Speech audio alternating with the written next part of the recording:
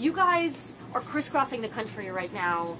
You both grew up in small-town, blue-collar communities. I mean, how different is the experience for your kids right now than the experience for you two when you grew up? Well, I'm just thinking, my father is from Western Pennsylvania. His dad was a steel worker outside Pittsburgh. My mom was from Youngstown, Ohio. So growing up in Florida, we did visit the family there, when I was a kid.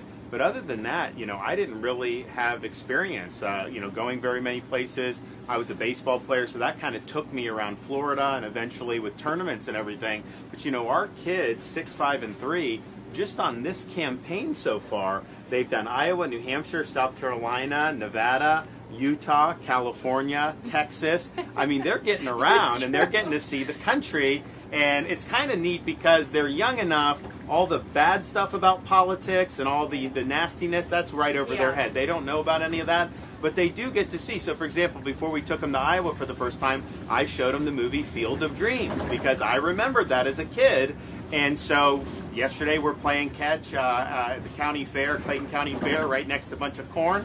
And my son said, "Is this heaven?" And I said, "No, it's Iowa," because he remembers it from the movie. So they've really, I think, enjoyed being able to do that and have these experiences. And then just as parents, we just want to spend time with them. So, if we weren't doing this, if I had something else we had to do, I would still want them around. So part of it, I think they do enjoy it. But part of it is, we don't want them at home while we're out on the road. We want to do it as a family. And to be brutally honest, I have always wanted a Winnebago to travel the country. Like, this is what I've always wanted to do anyway with him. So now it's You're like getting perfect. like most people's retirement dreams. This is exactly what I want to be doing because I want to be with the kids and I want to be able to stop over and meet folks and go out to different places to eat and experience different things with the kids. And as they grow up so fast and it's like a blink of an eye and they're driving and going to school and it's like we don't want to miss a moment. So that's why they're with us as much as possible. And one thing I would say, though, that's interesting, just given that we're coming from Florida, I could be in the most rural part of Iowa. I could be in far-flung part of New Hampshire. Someone will come up to me with a Florida connection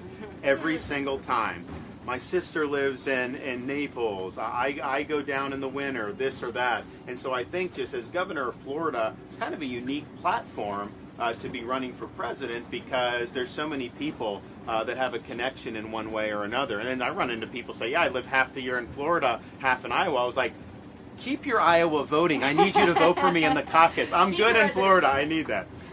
But it is different, though. I mean, crisscrossing Florida versus crisscrossing the country with the whole family in tow. I mean, how has that experience different? How has the experience of crisscrossing the country been different from campaigning in Florida for you guys? Well, like Florida's a big state. It's a very diverse state. So it's very different in Northeast Florida versus the Panhandle versus Miami versus Orlando. And so it's neat. You get to meet a lot of folks traveling the state of Florida, which is, third largest state in the country.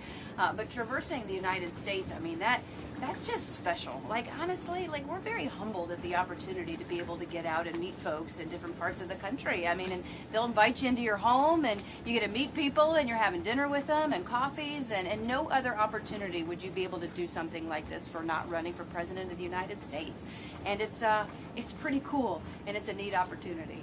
A lot of folks know the governor, as a political candidate now. What's he like as a dad?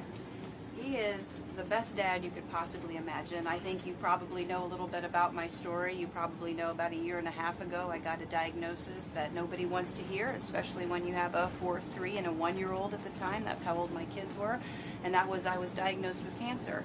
And at that time we didn't really know what was going to happen, right? You never know when something like that comes upon your family. And so I had to rely on him in a really big way. There were times when I was going through 6 rounds of chemotherapy. I was going through 6 weeks of radiation and 3 surgeries, and I couldn't get up.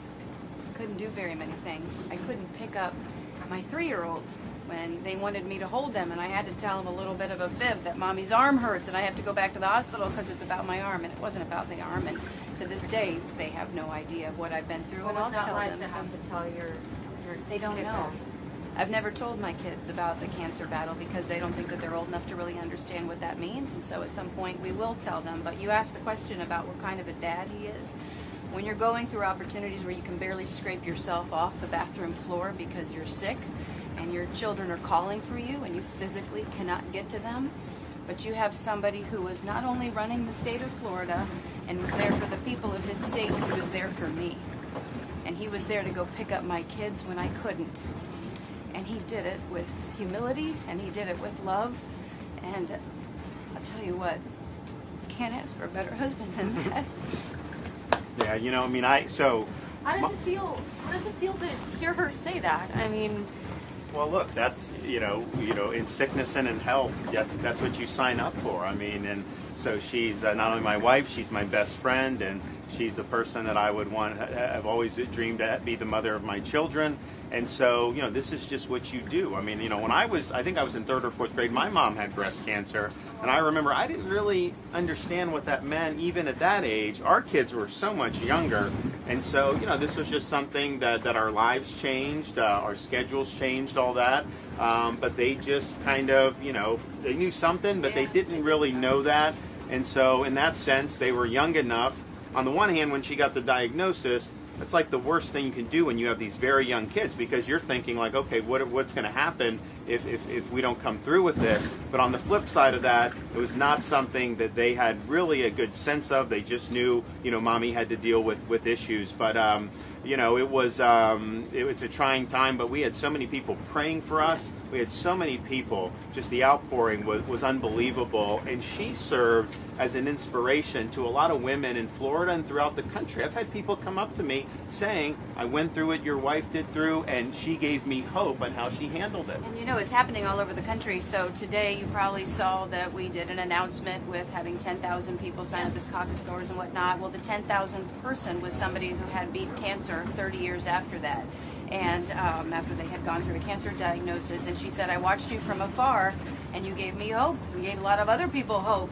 And, you know, a lot of people have come up and they have said to me, and in really every state I think that we have been in, whether it's particularly in Iowa, when we were up in New Hampshire, I know for certain when we were out in Oklahoma with Governor Stitt, that they had been praying for me. And so, I mean, that means the world. And that was one of the things that was really able to get me through it, knowing that so many people were pulling for me. I thought that was very special. It's not an easy story to share, you know. Those are vulnerable moments in your life, and, you know, your children one day will be watching this, and so to share so much of yourself is a tough thing to do, but it does reach a lot of people. And I'm wondering too, as you've put more and more of yourself out there, what made you both decide to bring Casey in as such a big part of this campaign? It's not typical that, you know, you run an entire initiative, Mamas for DeSantis. You know, you don't see a lot of spouses of candidates doing something like that. Can I answer this for the first one? Okay. So, because it's not like anybody said, oh, we need to deploy Casey to get out there and to do it. No, this is totally because I want to do it. And so, particularly when I saw him during the COVID fight, right?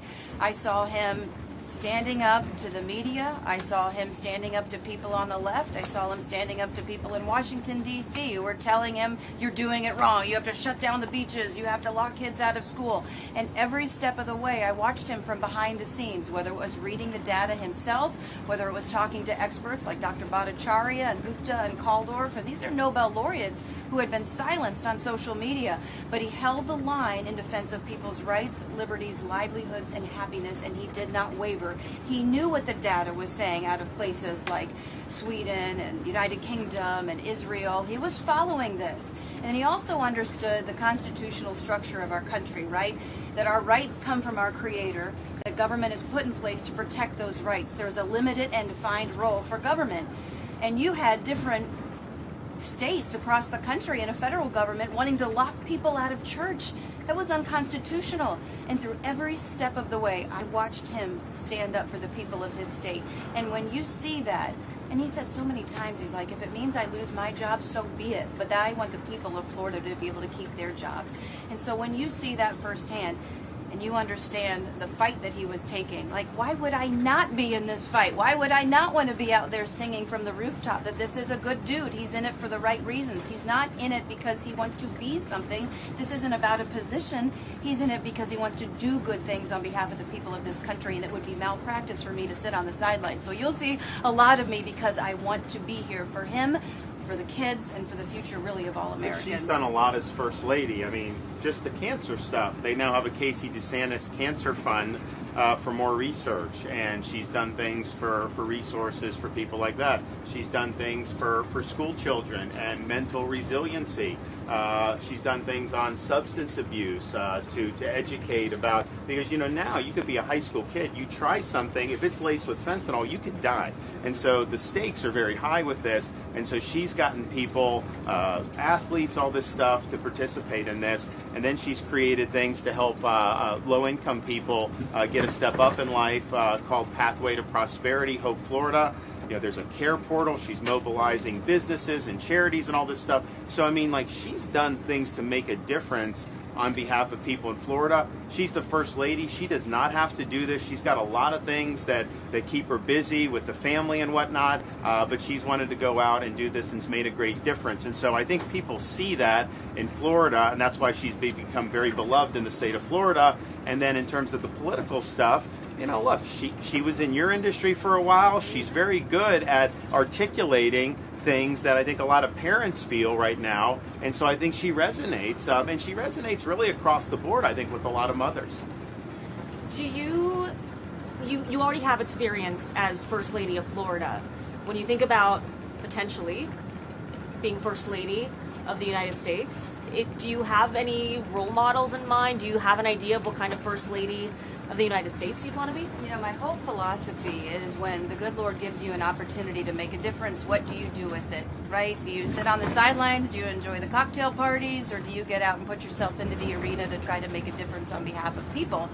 And when he talked about some of these initiatives, this initiative, Hope Florida, Pathway to Prosperity and Economic Self-Sufficiency, by incorporating communities and going outside of government, we've been able to get 6,600 people off of government assistance since we launched it. And those are people who now are living on their own. They're in their apartments or their homes. Their kids are taking part in school choice opportunities, and they're happy. And so it's like, when you can be in a position to make a difference, you should do it. And so it's not really about me as First Lady, it's about the position as First Lady to be able to get in and do something to make a difference. When you're not on the bus with the kids, when you're at home, what's family night like? Are you doing movies? Are you doing board games, sports? What's going on? So if you walk up to the governor's residence in Tallahassee, you get to the front door, on the front porch you see balls, gloves, tees, bats, all this stuff. And so, we're out in the front yard.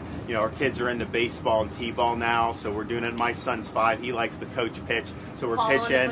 He's hitting that. Our little 3-year-old Mamie, she's whacking. They do tennis, they do swimming. They love swimming, and so there is a pool, in the governor's compound, and they're in that as much as they can. So they really like to be active. Now, we have shown them things, we've shown them Field of Dreams because of Iowa. As our kids got into baseball, they like some of the movies like Rookie of the Year.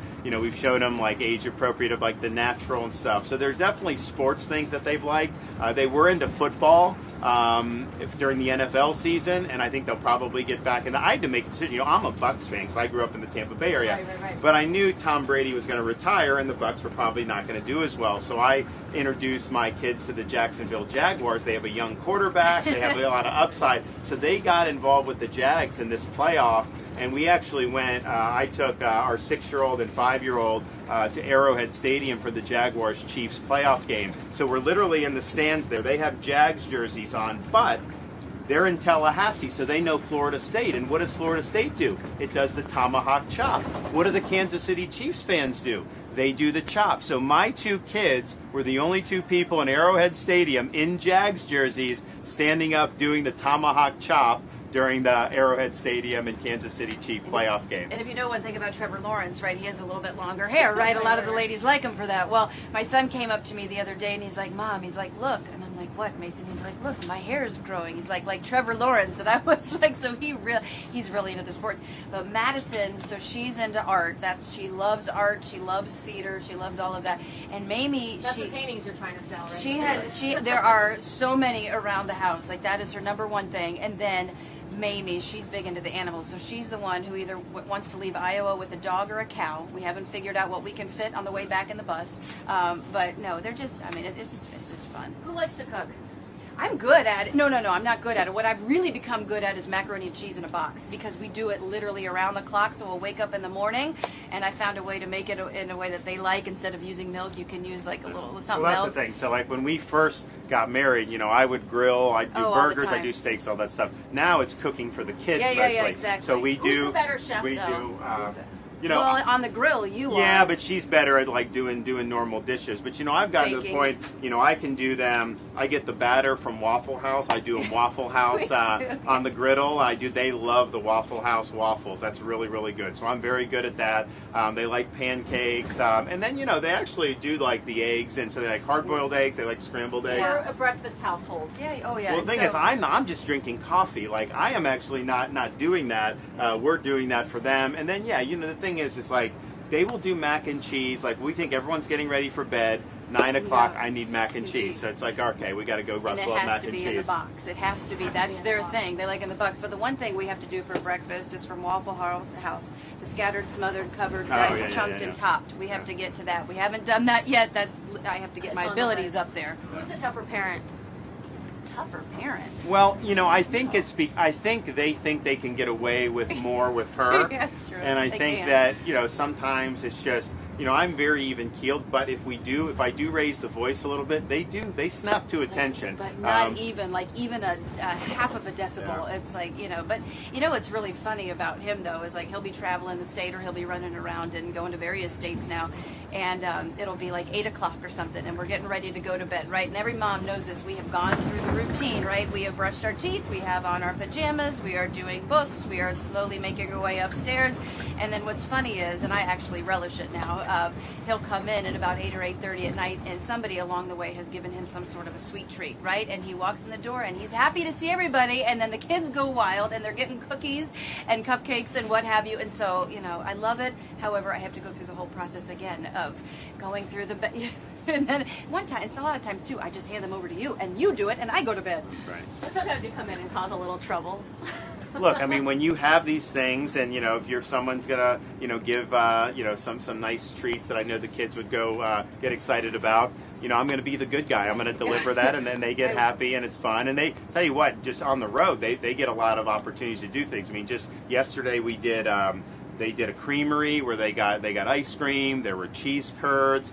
There was a pie store where they got that. I mean, it's been like Milkshakes one at thing. the fair. Milkshakes at the fair. Yeah. So they are living large on all this. And think about this, a lot of sugar for small children inside an enclosed space, such as a bus. Sometimes you have to, it gets to be a little harrowing. The first thing Mamie said to me when I asked her about the bus, she goes, "There's cookies on the bus." And she found those in like 2 seconds. Just last question for you guys. I notice sometimes, you know, you do the speech, Casey comes in, does her portion, and a lot of the time I'll look at you while she's talking. Especially the first time she came up on the stage. I actually think it was in Iowa the first time that you came and addressed voters. Pastor Reynolds. That's right. And you looked really emotional as you were watching her up there. And I just wonder, especially given the story you told about the time you were really struggling, how he stepped up for you and the relationship you two have, and how important it is, especially right now. I mean, this is tough, what you're doing right now. It's not easy. What runs through your mind when you watch her make the case for you? I mean, I think it's pride. I mean, I think I'm proud of what she's been able to accomplish. I'm proud of how she's handled very difficult situations in our lives. I'm proud how she's been a great mother and a great wife. And sometimes I'll start to kind of chuckle to myself because I'll look at the audience and they're like, "Wow, she's awesome," and people say that, and you know, you could get this sense because you know I do different things as governor. I'd show up and people like at an event and people be like, "Where's your wife? We wanted to see your wife." And so you start to see that. So I just think like if this is the first time they've seen her or heard her, I'm like they're going to be fans, and I just kind of sit back and enjoy it. So when people say Casey brings the charm, the personality, is that offensive or is that a point of pride for you? No. Look, she's great. She's infectious.